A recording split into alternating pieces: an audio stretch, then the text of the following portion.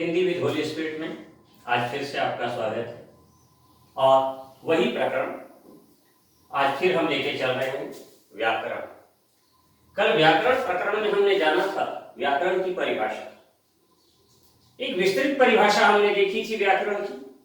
व्याकरण की छोटी सी भी परिभाषा हो सकती है कि वह शास्त्र जो हमें शुद्ध शुद्ध बोलना, शुद्ध शुद्ध लिखना और शुद्ध शुद्ध पढ़ना सिखाए, उसे व्याकरण कहते हैं।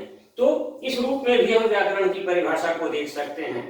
और व्याकरण के अंतर्गत व्याकरण का काम क्या है? टुकड़े टुकड़े में करके भाषा का अध्ययन करना। जैसे मैंने कल बताया था, वर्ण, शब्द और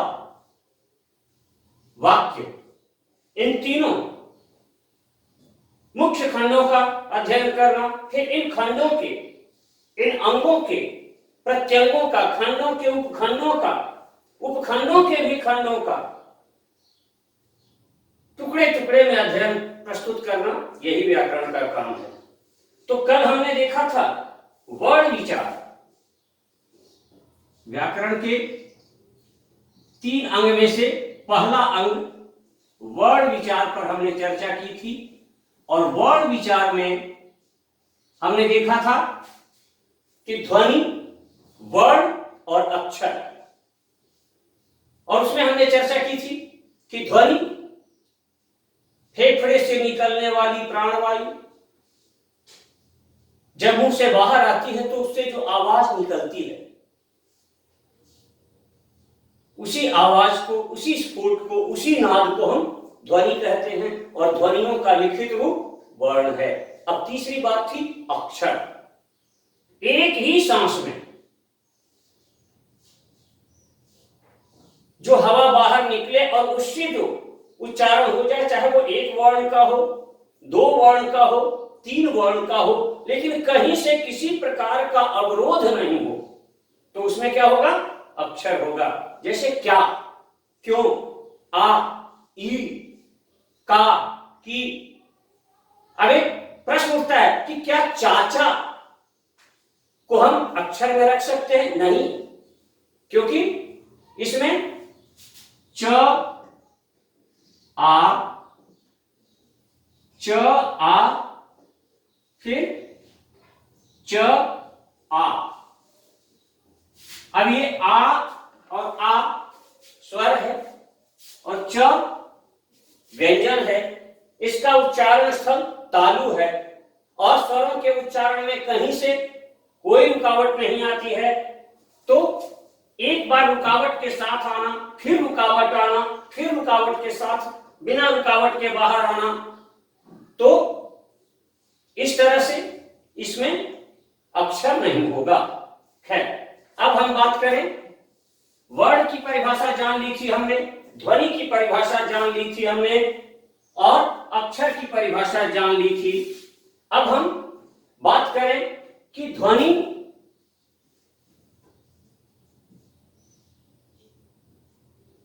या वर्ण के भेद। तो ध्वनि की जो परिभाषा मैंने दी थी उसी से स्पष्ट था कि ध्वनि या वर्ण के मुख्यतः 2 भेद होते हैं। ध्वनि या वर्ण के 2 भेद होते हैं। एक में क्या होती है कि हवा जो मुंह से निकलती है वो बिना किसी अवरोध के, बिना किसी रुकावट के बाहर निकल जाती है, किसी की सहायता नहीं लेनी पड़ती है, तो उसे हम एक वर्ग में रखेंगे। और जिसमें मुंह से निकलने वाली हवा को अलग अलग स्वर तंत्रियों से टकरा कर बाहर निकलना पड़ता है, उसको हम एक अलग वर्ग में रखेंगे। तो इस आधार पर ध्वनि या वर्ण के मुख्य 2 भेद होते हैं। पहला भेद क्या है? स्वर वर्ण या स्वर ध्वनियां। तो स्वर वर्ण की परिभाषा हम इस प्रकार से दे सकते हैं कि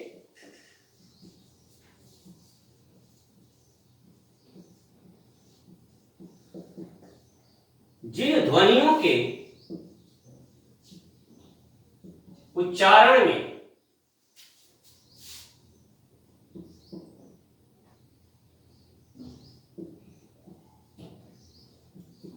फेफड़े से निकलने वाली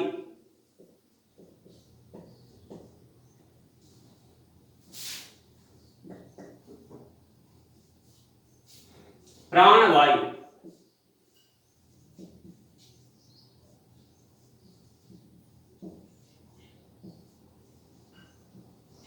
बिना किसी अवरोध के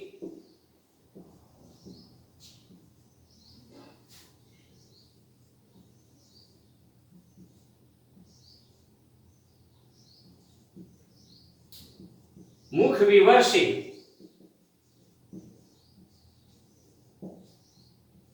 बाहर आ जाए उसे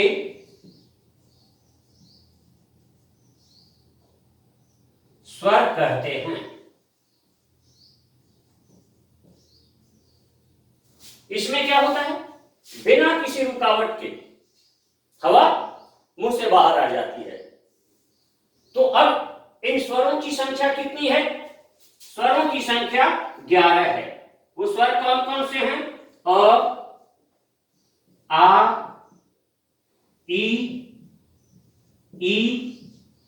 उ, री, ए, ऐ, ओ और औ। संस्कृत व्याकरण में री का एक बड़ा रूप, दीर्घ रूप री भी चलता है और एक ली है, तो ये दो बढ़ जाते हैं। पर हिंदी व्याकरण में यही दो रह गए हैं। अब एक सवाल आपके मन में उठ सकता है कि दादाजी पढ़ाते थे अंग अ, ये भी स्वर है। हमने भी पढ़ा था, हमारे बचपन में हमने भी इन्हें पढ़ा था कि ये भी स्वर हैं। लेकिन जैसे जैसे प्रयोजन मूलक हिंदी का विकास हुआ, जैसे जैसे शोध हुए, वैसे वैसे नई नई खोजें हुई और बहुत सारी पुरानी मान्यताओं को एक नया रूप दिया गया। अब ये अम और अह स्वर नहीं रह गए, ये अयोगवाह हो गए। अयोगवाह, कई बार आपने पढ़ा भी होगा अयोगवाह, अयोगवाह, पर ये अयोगवाह है क्या? सीधे अयोगवाह सुनते आ रहे हैं, रट लिया और हमने ये भी मान लिया ये अंग है, ये अ है, ये दोनों क्या है? अयोगवाह है। पर ये अयोगवाह होता क्या है? अब इस अयोगवाह को अगर हम देखें, इसका अध्ययन करें, तो ये क्या होता है? अ धन योग धन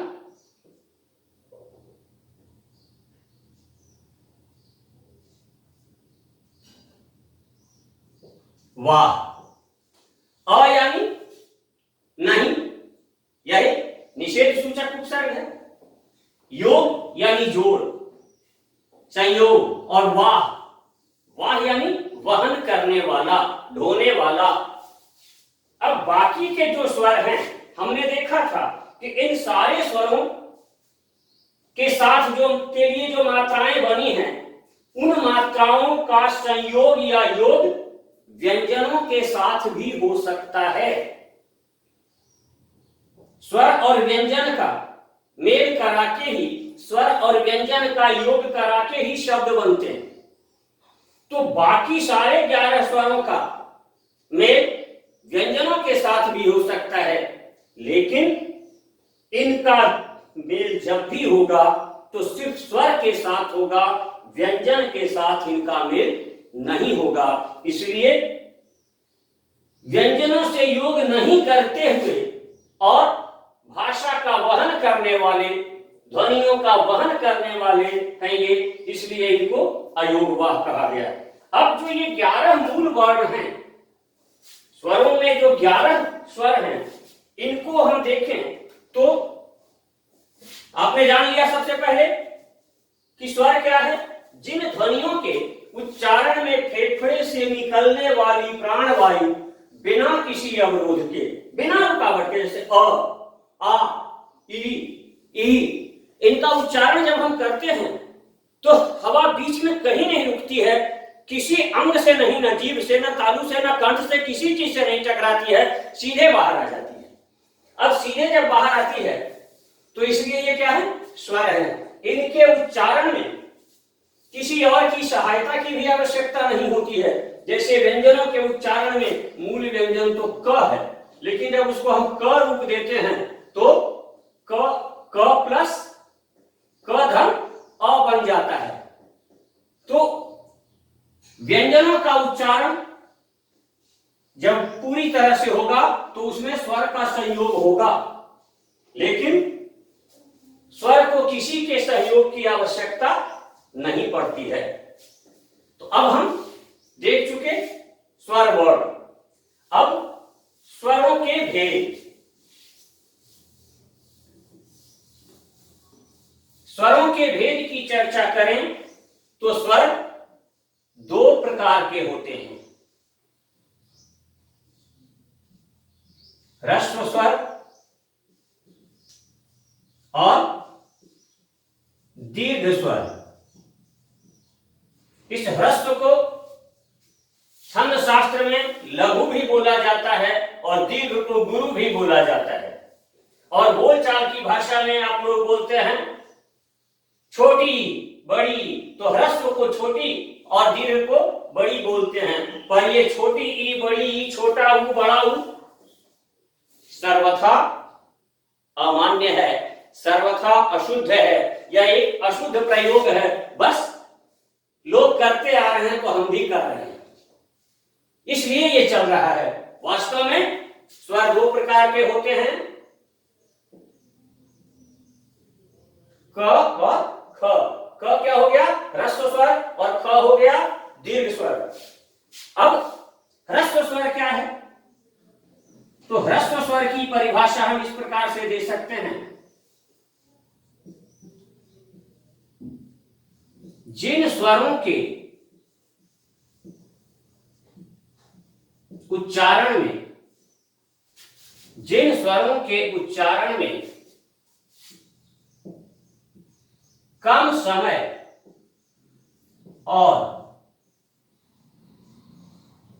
बल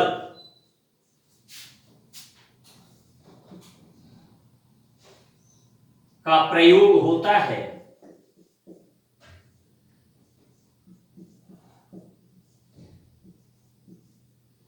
वे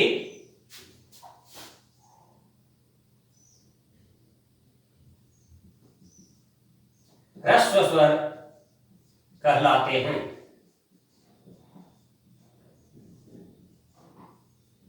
कम समय और बल, जैसे अ, हम अ बोलते हैं, और आ, तो आ बोलने में अ के ठीक दोगुना समय लगता है और दोगुना बल लगता है। ई और ई, ऊ, तो इनमें ज्यादा बल लगता है। ई, ह्रस्व ई में कम बल लगता है और दीर्घ ई में ज्यादा बल लगता है। तो जिसमें कम समय भी कम लगता है और बल भी कम लगता है, वो क्या है, ह्रस्व स्वर है। और दूसरा क्या है, दीर्घ स्वर। तो सबसे पहले हम देख रहे हैं ह्रस्व स्वर क्या में कौन कौन से स्वर आते हैं, तो अ, ई, ऊ और री। ये चार स्वर जो हैं ये ह्रस्व स्वर है। ह्रस्व स्वरों की संख्या 4 है। और इसके बाद हम चर्चा करें दीर्घ स्वर की।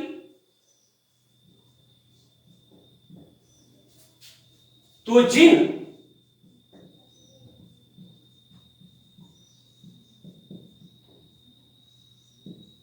स्वरों के उच्चारण में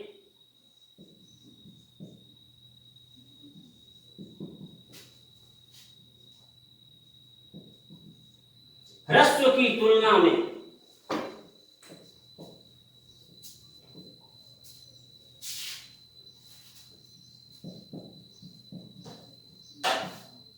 दो गुना समय या बल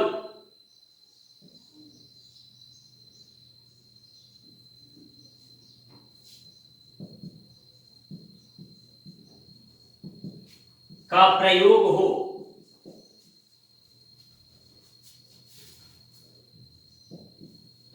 वे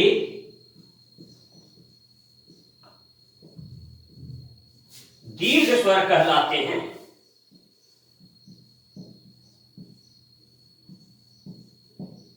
ठीक दोगुना समय और बल लगता है। जब छंद शास्त्र में हम इनकी मात्राओं की गणना करते हैं तो ह्रस्व स्वर की मात्रा 1 मानी जाती है, जबकि दीर्घ स्वर की मात्रा 2 मानी जाती है।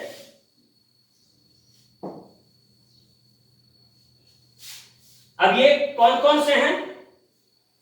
तो 7 स्वर जो हैं वे दीर्घ स्वर हैं।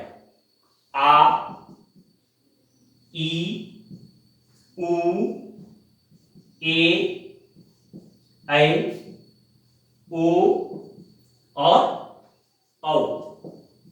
ये 7 स्वर दीर्घ स्वर हैं, क्योंकि इनको बोलने में, इन 7 स्वरों को बोलने में इन 4 स्वरों की तुलना में 2 गुना समय और बल खर्च होता है। तो ये तो स्वर के मुख्य 2 रूप हो गए, लेकिन स्वर का एक तीसरा रूप भी मिलता है। आप उससे भी परिचय ले लें।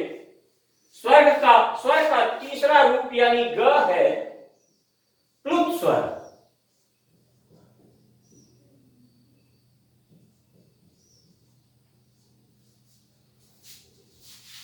इसमें हमने क्या देखा?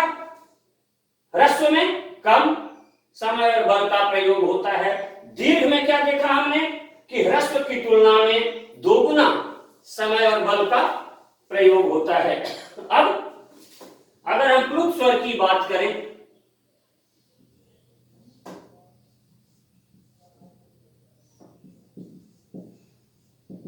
तो इसमें दीर्घ से भी ज्यादा, मतलब ह्रस्व की तुलना में 3 गुना, 4 गुना, 5 गुना तक बल का प्रयोग हो सकता है। तो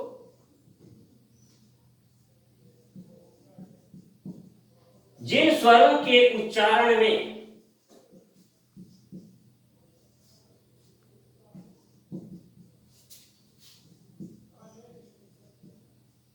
दीर्घ से भी अधिक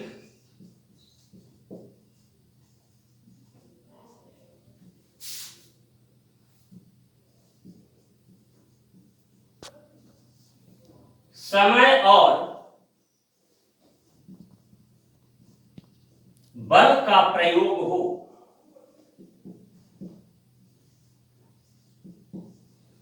वे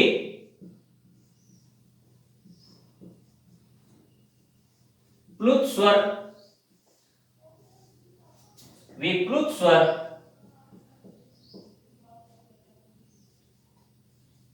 होते हैं या कहलाते हैं।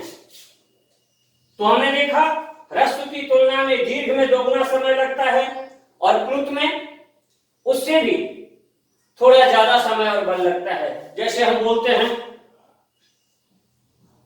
ओ,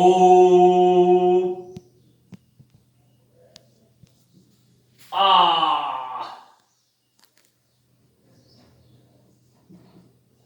वाह। तो इसमें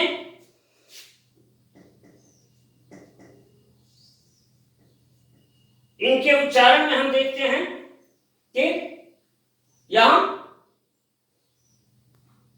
उनसे ज्यादा समय और बल लग रहा है, दीर्घ स्वरों से भी ज्यादा। तो इस तरह से ये 11 तो मूल स्वर हो गए और इसके बाद स्वर का एक तीसरा रूप आ गया प्लुत स्वर, जिसमें और विस्तृत और बड़ी स्थिति हो जाती है, स्वर की विस्तार हो जाता है उसका। तो इस प्लुत स्वर में दीर्घ की तुलना में भी ज्यादा समय और बल लगता है। अब आज हमारी हिंदी में कई विदेशी शब्दों का प्रयोग भी धड़ल्ले से हो रहा है, इसलिए स्वर के रूप में एक और स्वर हमने स्वीकार कर लिया है अंग्रेजी के आ के रूप में। अंग्रेजी का आ भी हिंदी में एक स्वर के रूप में धड़ल्ले से प्रयुक्त हो रहा है, जैसे कॉलेज, नॉलेज,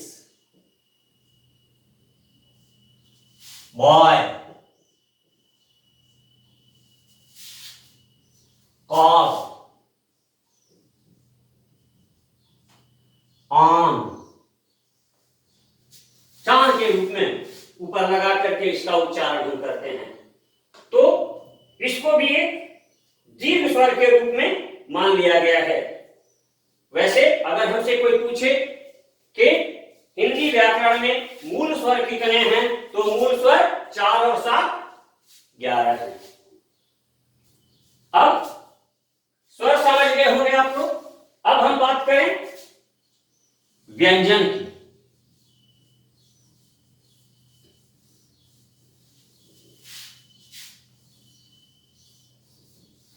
तो व्यंजन ध्वनियों में स्वर ध्वनियों के ठीक उल्टा होगा। जैसे स्वर में हमने क्या देखा कि जिन ध्वनियों के उच्चारण में फेफड़े से निकलने वाली प्राणवायु बिना किसी अवरोध के मुख विवर से बाहर आ जाए, वो क्या है? स्वर ध्वनियां या स्वर वर्ण है। इसके ठीक उल्टा व्यंजन ध्वनियों के उच्चारण में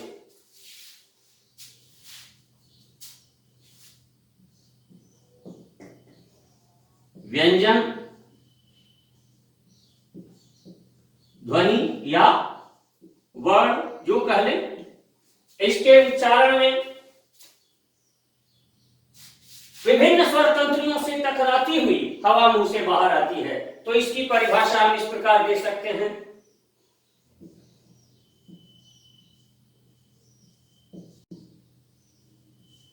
जिन ध्वनियों के उच्चारण में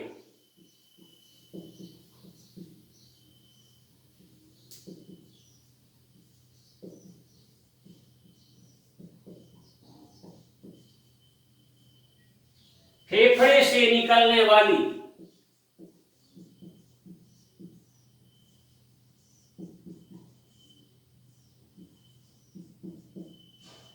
प्राणवायु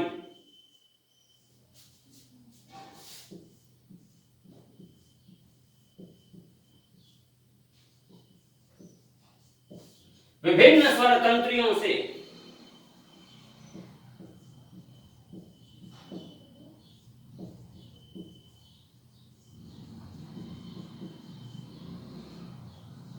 टकराती हुई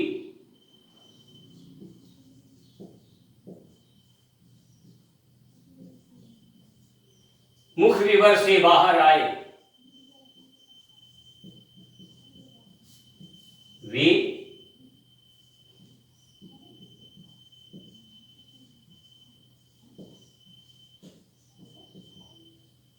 व्यंजन ध्वनियां कहलाती हैं। अब व्यंजन ध्वनियां, मूल व्यंजन 33 है। तो ये जो 33 यानी क से ह तक के जितने व्यंजन है वे मूल व्यंजन कहलाते हैं।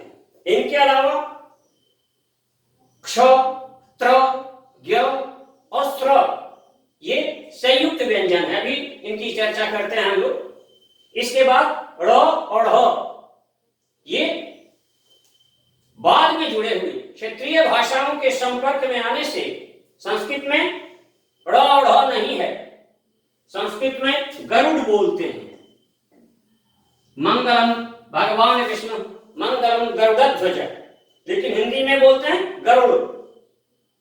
ये राजस्थानी आदि के संपर्क में आने से, जैसे राजस्थानी में ड़ का प्रयोग बहुत है, कठोर वर्णों का प्रयोग राजस्थानी में बहुत है, तो उसके संपर्क में आने से जो गरुड़ था वो गरुड़ हो गया।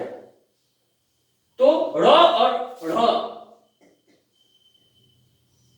ये दो व्यंजन और जुड़ गए आगे चलकर।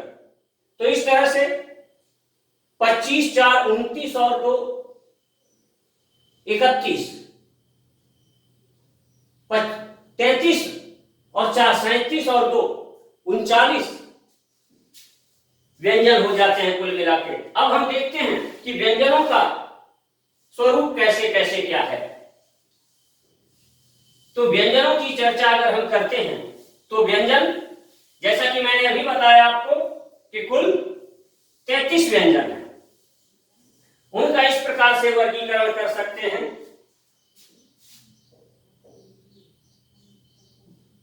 क, ख, ग, घ और अंग। यहां मैं कई लोगों को देखता हूं कि इसका उच्चारण वे करते हैं र। ये र नहीं है। र में नीचे बिंदी होती है, इसमें बगल में बिंदी है, पार्श्व में है, साइड में है।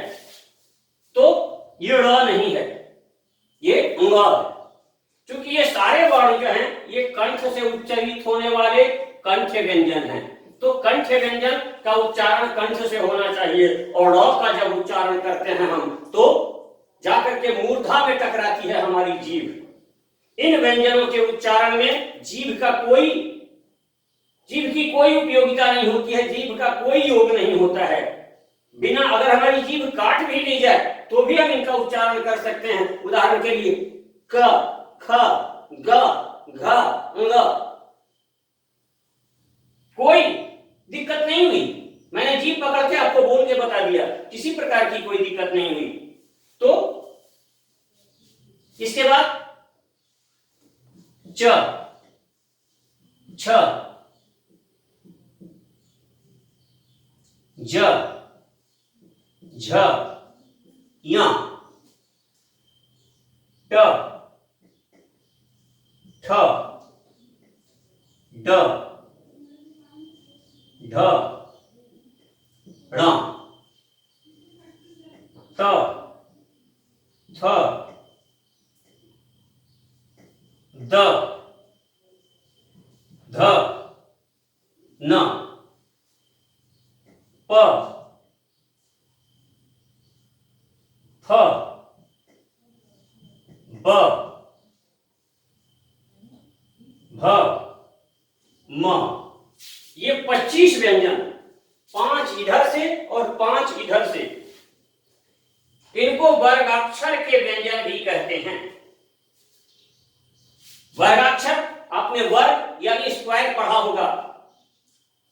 हमारे ज्यादातर विद्यार्थी विज्ञान वर्ग के विद्यार्थी हैं तो उनको पता है कि वर्ग क्या है, स्क्वायर क्या है।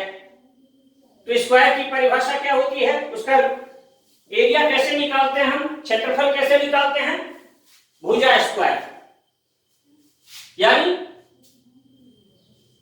अगर 5 मीटर एक भुजा है तो 5 गुना 5 बराबर 25 मीटर उसका क्षेत्रफल होगा।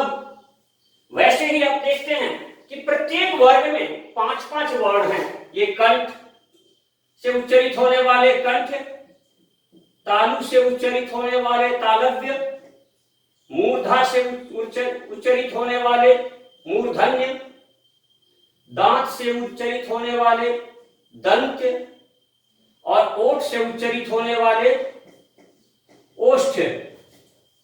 ये 5-5-25 वर्ग व्यंजनों का जो वर्ग है इनको हम वर्गाक्षर के व्यंजन भी कहते हैं। तो क से लेकर म तक व्यंजनों की संख्या हो गई 25। इसके बाद य, र, ल, व, ये 4 व्यंजन हैं। इनमें संस्कृत व्याकरण में तो ये 4, पर हिंदी व्याकरण में य और व, य और व, ये दोनों कहलाते हैं अंतस्थ व्यंजन। इन अंतस्थ व्यंजनों को अर्ध स्वर भी कहते हैं। इनको हम क्या कह सकते हैं, अर्ध स्वर। ये आधे स्वर भी कहलाते हैं। संस्कृत व्याकरण में तो इन चारों को ही अंतस्थ व्यंजन माना गया है, अर्ध स्वर माना गया है, लेकिन हिंदी व्याकरण में य और व को ही अंतस्थ व्यंजन माना गया है। अंतस्थ इसलिए कि आप इनका उच्चारण करके देखिए, जैसे हम इनका उच्चारण करके मैंने आपको बताया तो हवा कंठ से टकराती हुई बाहर निकली। इनका उच्चारण कीजिए आप तो च, छ, ज, झ, य। इसमें तालु से स्पर्श और थोड़ा सा घर्षण करते हुए हवा बाहर निकलती है।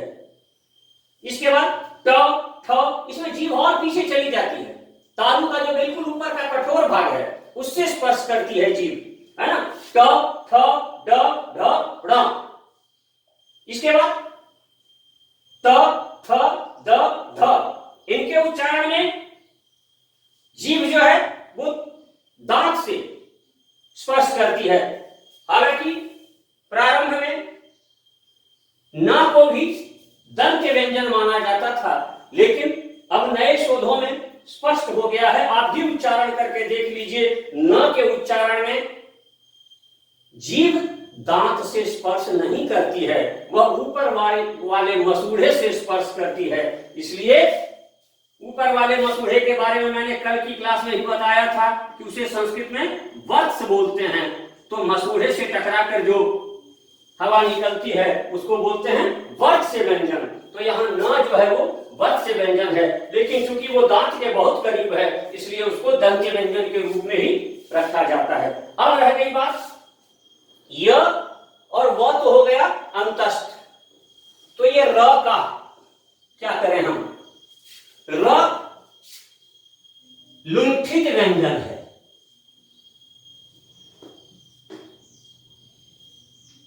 र क्या है? लुंठित व्यंजन। लुंठित यानी लुढ़काया हुआ।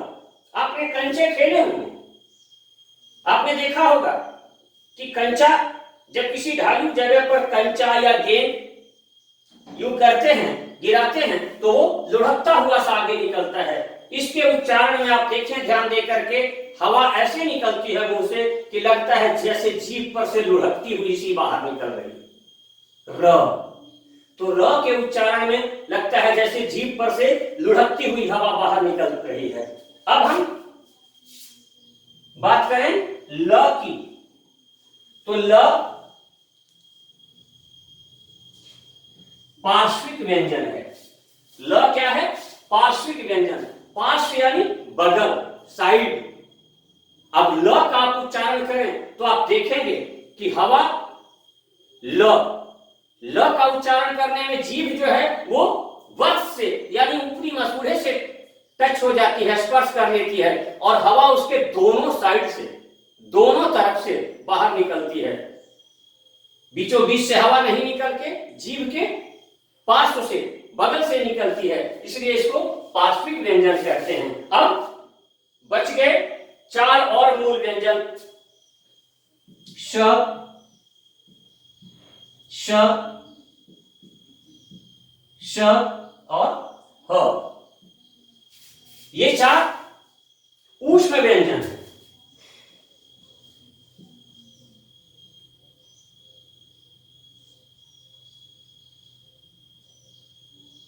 ये चार जो हैं ये ऊष्म व्यंजन है। तो ऊष्म व्यंजन की बात जब हम करें, ऊष्म यानी गर्म। आपने फिजिक्स में भी पढ़ा होगा ऊष्मा, है ना। ताप वगैरह को जब हम देखते हैं तो उष्णता की बात करते हैं। तो ये ऊष्म व्यंजन है, क्योंकि इनका जो उच्चारण होता है वो, इनको संघर्षी व्यंजन भी कहते हैं, यानी घर्षण के साथ ये व्यंजन बाहर निकलते हैं। ऐसा लगता है जैसे घिसते हुए बाहर निकल रहे हैं घर्षण के साथ। और ये नियम प्रमाणित नियम है कि जब किसी चीज का घर्षण होगा तो वो गर्म होगा, वो चीज गर्म होगी। लकड़ी, ठंडी लकड़ी को हम रगड़ते हैं तो उससे आग निकल जाती है। तो घर्षण के बाद हवा थोड़ी गर्म होके बाहर निकलती है। आप प्रत्यक्ष को प्रमाण क्या,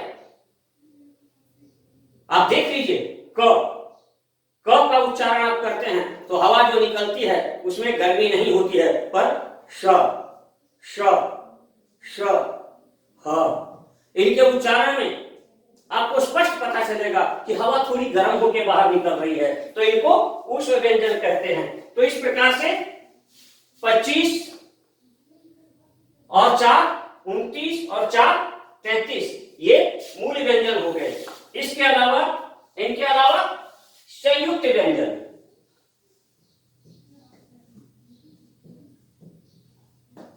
संयुक्त व्यंजन यानी एक से अधिक व्यंजनों का योग करके जो व्यंजन बनाए गए, ऐसे 4 व्यंजन हैं हमारी हिंदी वर्णमाला में। वे कौन से हैं?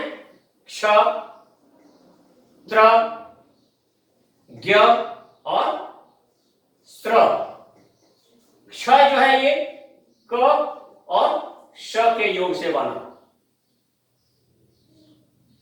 त्र त और र के योग से बना, ज्ञ ज और य के योग से बना, और स्त्र श और र के योग से बना। तो ये 4 हो गए संयुक्त व्यंजन। अब मैंने चर्चा की थी ड़ और ढ़ की, ड़ और ढ़ ये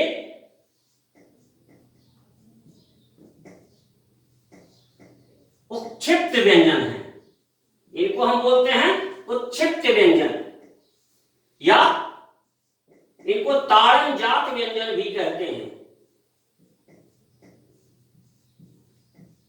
ड़ और ढ़ को उत्क्षिप्त या ताड़न जात व्यंजन के नाम से भी जानते हैं।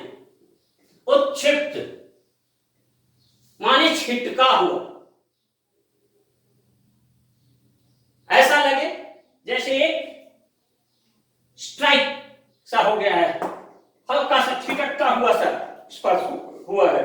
आप इनका उच्चारण करके देखें तो आपको ऐसा लगेगा कि जैसे एक झटके से जीभ मूर्धा को छूती है और तुरंत हट जाती है, जैसे च, छ, ज, झ, य, ट, ठ, ड, ढ, ण इनका उच्चारण करते हैं तो पूरी तरह से जीभ मूर्धा या तालु को स्पर्श करती है। लेकिन जब इन दोनों का उच्चारण करते हैं ड़ ढ़, तो एक झटके से जीभ मूर्धा का स्पर्श करके और तुरंत छिटक के हट जाती है। तो इस छिटके हुए व्यंजन के कारण इसको कहा जाता है उत्क्षिप्त व्यंजन। तो इनकी संख्या हो गई 2। तो कुल मिलाकर व्यंजनों की संख्या कितनी हो गई? 25 और 4 29 और 4 33, ये तो मूल व्यंजन हो गए। और उसके बाद 4 ये संयुक्त व्यंजन 37 और 2 ये 39 और 13 स्वर और अयोगवाह मिला करके 52। मैंने चर्चा की थी भाषा के क्रम में, लिपि के क्रम में, कि जहां अंग्रेजी में 26 ध्वनियां हैं वहां देवनागरी लिपि में 52 ध्वनियां हैं। वे सारी 52 ध्वनियां यहां आ गई। संस्कृत में अगर ये ड़ और ढ़ नहीं है तो री और ली, ये 2 व्यंजन 2 स्वर बढ़ गए तो बात बराबर हो गई। संस्कृत में भी 52 ध्वनियां, हिंदी में भी 52 ध्वनियां, लेकिन हिंदी में जैसे एक स्वर आयातित बढ़ गया, वैसे ही कुछ और व्यंजन हिंदी व्याकरण में आ गए। वे हैं अरबी फारसी से आए हुए क, ख, ग, ज, फ और व। ये सब में देखिए नीचे बिंदी लगी हुई है जिसको नुक्ता बोलते हैं। नुक्ता के साथ जो लगे हुए हैं, क्योंकि आज हिंदी में बहुत सारे अरबी फारसी शब्द भी प्रयोग होने लगे हैं और अंग्रेजी के शब्द भी, जैसे फीस, फी, फ्लैक्स। तो अंग्रेजी में जब फ का उच्चारण हम करते हैं तो ये वाला फ चलता है, दंतोष्ठ है ये, दांत और ओठ, इसका और इसका जो उच्चारण होगा वो दांत और ओठ को मिला के होगा, ऊपर का दांत और नीचे का ओठ मिला के इसका उच्चारण होगा। तो एक स्वर आ बढ़ गया था, अंग्रेजी से आया थे, और ये अरबी फारसी से 6 व्यंजन बढ़ गए।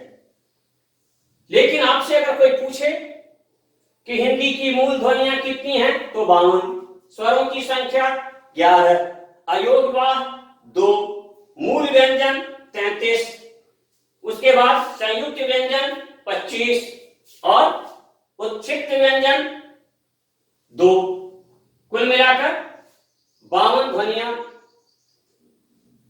स्वर और व्यंजन को मिलाकर हैं। तो आपने देखा स्वर क्या है, व्यंजन क्या है, स्वरों के 2 रूप देखे आपने, बल्कि 3 रूप देखे, ह्रस्व स्वर, दीर्घ स्वर और प्लुत स्वर। व्यंजन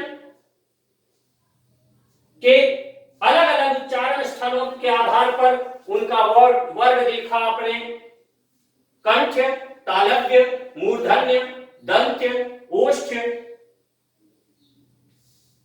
उसके बाद अंतस्थ व्यंजन, ऊष्म व्यंजन। अब हालांकि ये य है, ये तालु से उच्चारित होता है, ल का उच्चारण स्थल मूर्धा है, र का उच्चारण स्थल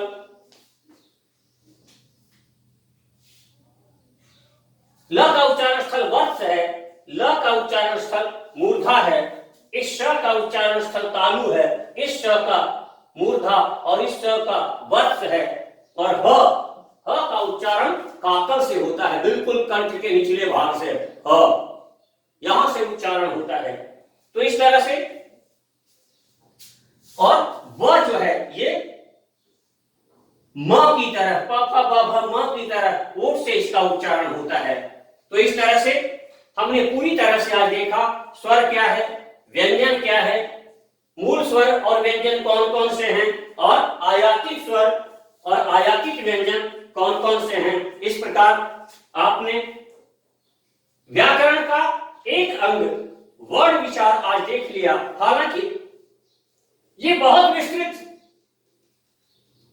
प्रकरण है, अगर इसको हम पूरे विस्तार से जाएं तो इस एक वर्ण विचार में कम से कम 5 कालांश लग सकते हैं, लेकिन आपके पाठ्यक्रम के अनुसार इतनी जानकारी काफी है, पर्याप्त है। तो आज के लिए यहीं तक, कल फिर मिलेंगे शब्द विचार के साथ। अभी शब्द विचार और वाक्य विचार ये 2 भाग व्याकरण के बाकी हैं, तो इसके साथ मिलेंगे कल फिर। तब तक के लिए धन्यवाद।